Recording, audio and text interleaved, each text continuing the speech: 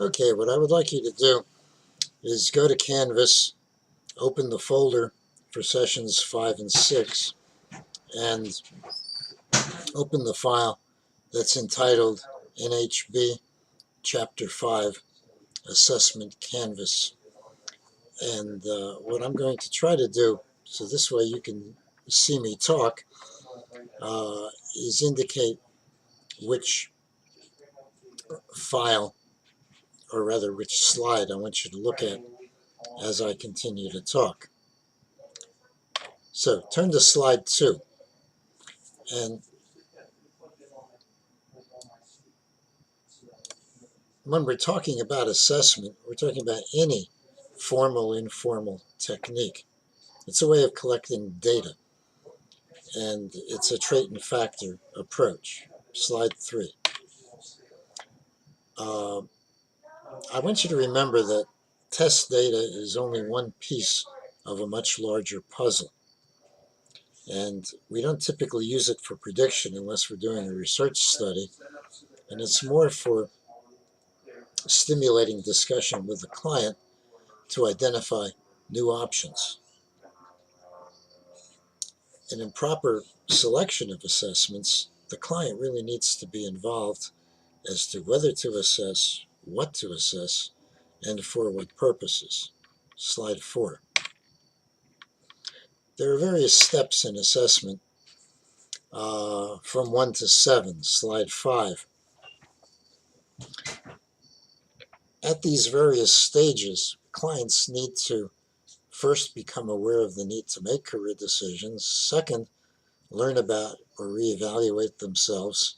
Third, identify occupational alternatives. Fourth, obtain information about identified alternatives. Fifth, make tentative choices among occupations. 6, make educational choices. And 7, implement a vocational choice. And this is usually the trait and factor approach, which we'll hold on to for the moment. Slide 6. When you're doing step 1, and that is to try to help the client create a sense of awareness, you might want to use an instrument to measure career maturity or career beliefs or decision-making style.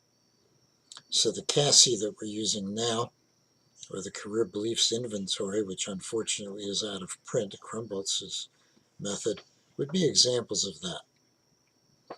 Step 2, if a client needs to learn about and evaluate himself or herself, inventories that measure interests, abilities, skills, work values, or personality type might be used.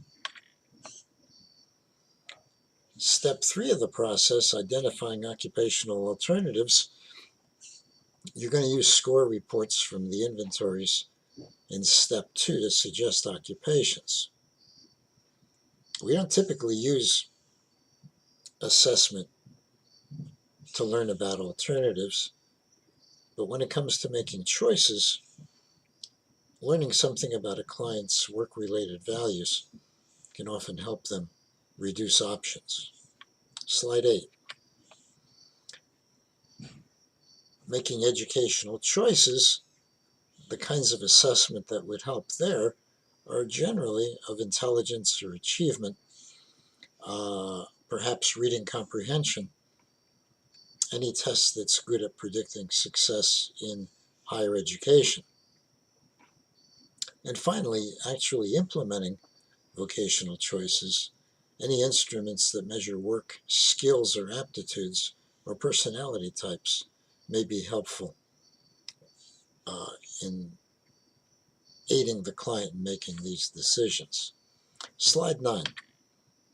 Counselors can learn more about needs when you're doing assessing,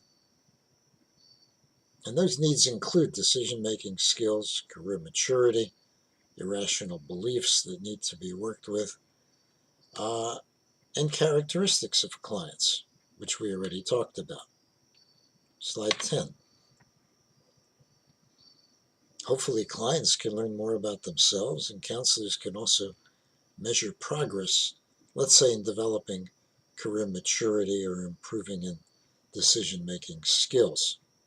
Slide 11.